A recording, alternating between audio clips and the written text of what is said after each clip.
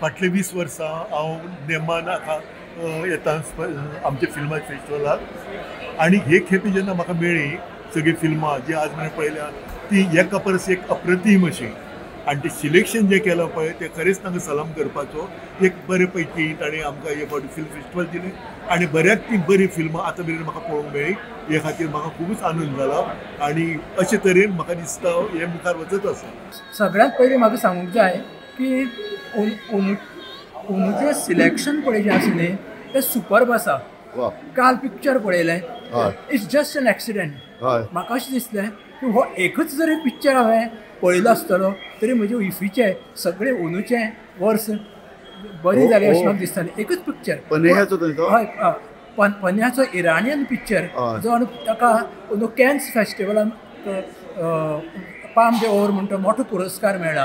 तो पिक्चर हांव काल सांजचो पळोवपाक पावलो आनी तो पिक्चर पळयतरीच आय वॉज मेस्मरायज्ड. म्हाका दिसलें की आनी कांयच पळोवपाचें उरलें ना अशे पद्दतीचो तो पिक्चर.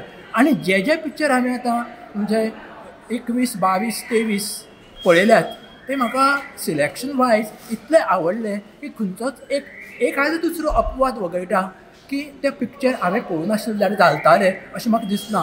ताजें credit for selecting the pictures by the right persons अशें दिसता म्हाका. And I should give credit to Shekhar Kapur for a while because being a director of the festival last year as well as this year, there is a change and that's the crowd we are witnessing in every auditorium and people are coming all the ways from all India. It is pan-India, I would say.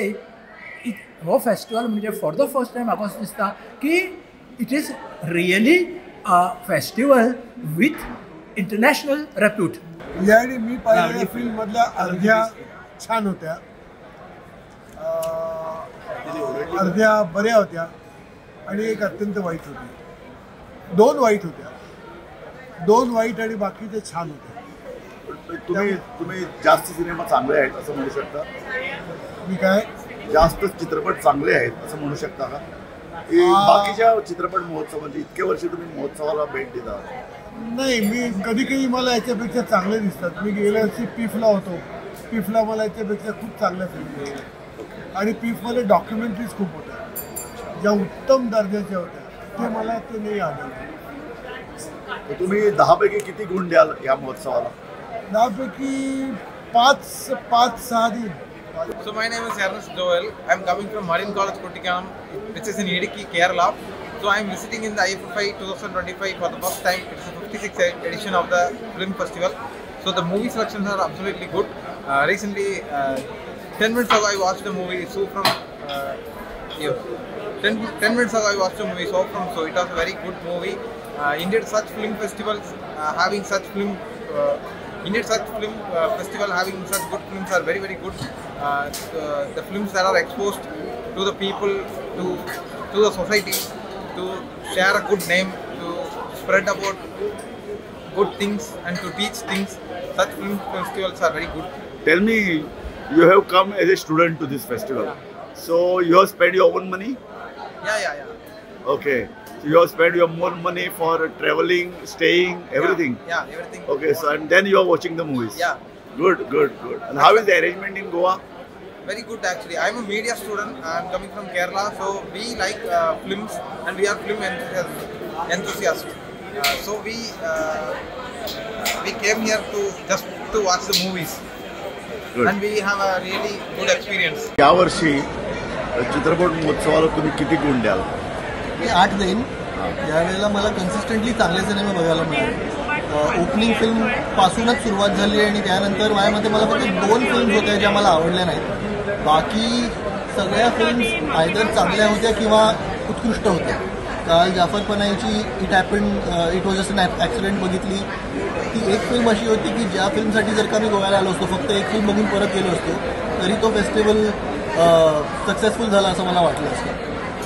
Besides जर आता सकाळी मी sentimental value बघितली, ती पण खूप सुंदर होती.